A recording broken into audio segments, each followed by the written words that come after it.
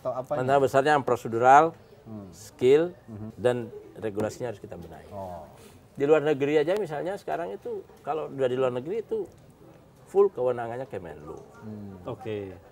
Nah kita hanya koordinasi. Kalau Filipina itu enggak.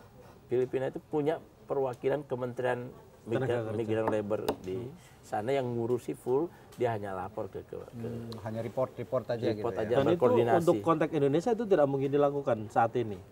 Saya masih cek undang-undangnya. Misalnya apa Pak Menteri misalnya ngirim orang apa ya istilahnya atase atau apa misalnya yang ngurusin khusus buruh migran di satu negara itu yang dia nempel di kedutaan itu Ya itu atas. itu Belum tahu nih, kalau yang baru ini saya belum tahu. Kalau dulu kan ada atas ketenagakerjaan ya.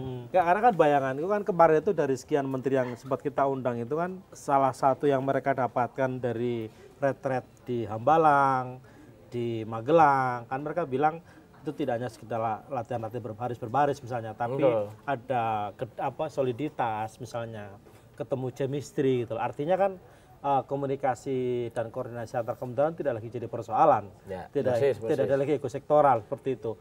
Nah, apakah itu belum diobrolin misalnya untuk konteks yang tadi ya dengan Kemenlu misalnya? Belum, kalau sama Kemenlu kami belum. Tapi yang saya lakukan kemarin baru ke KKP, Kementerian Dalam Negeri, kemudian ke pariwisata, ke beberapa BUMN. Kemendagri itu konteksnya yang izin-izin LPK itu? Kemendagri itu konteksnya kita, karena perekrutan kan di desa ya. Oke. Jadi kita ingin ada mainstream soal PMI di Desa-desa. pemerintah provinsi, kabupaten, dan terutama desa. Ada perdes, ada tim di bawah yang berkampanye dan memastikan bahwa semua orang yang berangkat untuk direktur itu berangkatnya aman, prosedural.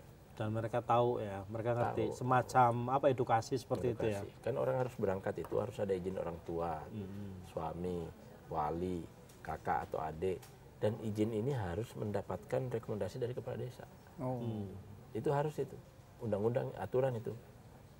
Jadi intinya kalau soal prosedural balik lagi, kalau mau kerja di luar negeri, kalau di Indonesia masih ribet nggak sebenarnya? Harus disederhanakan lagi atau udah cukup sekarang? Beberapa harus disederhanakan. Masih ribet Misalnya berarti ya? di pemeriksaan kesehatan ya, pemeriksaan kesehatan itu nggak usah sampai 3 kali, karena itu biaya tinggi juga. Ya maksimum 2 kali. Tapi ini lagi saya cek satu persatu, di mana masalah pelayanannya yang harus dipotong, mana yang boleh dipotong dan harus dipotong, mana yang ada celah pungutan. Kan intinya pelayanan itu cepat, nggak panjang, nggak berbelit-belit, dan tidak ada pungutan. Ya, murah.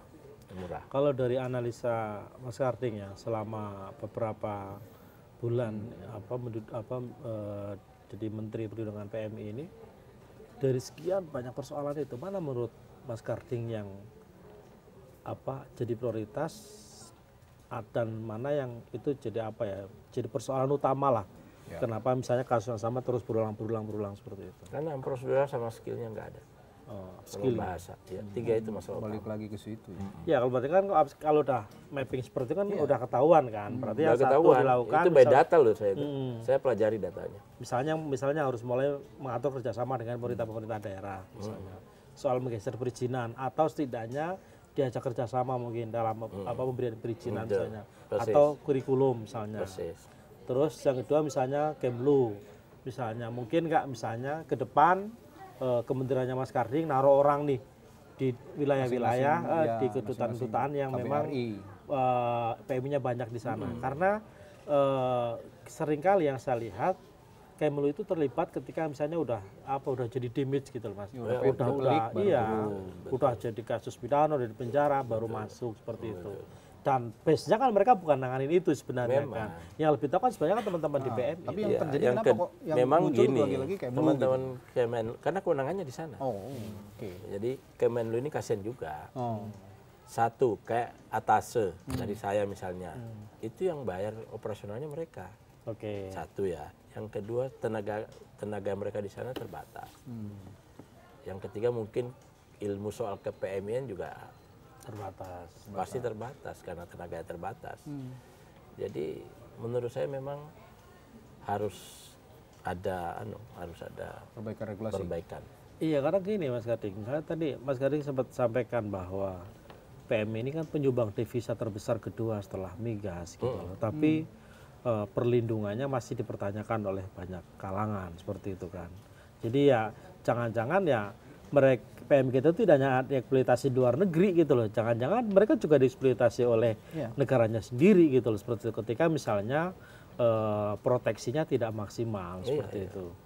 Nah, kan itu yang makanya teman-teman aktivis itu, aktivis pekerja migran, itu alergi ngomong devisa-devisa itu, pahlawan devisa itu.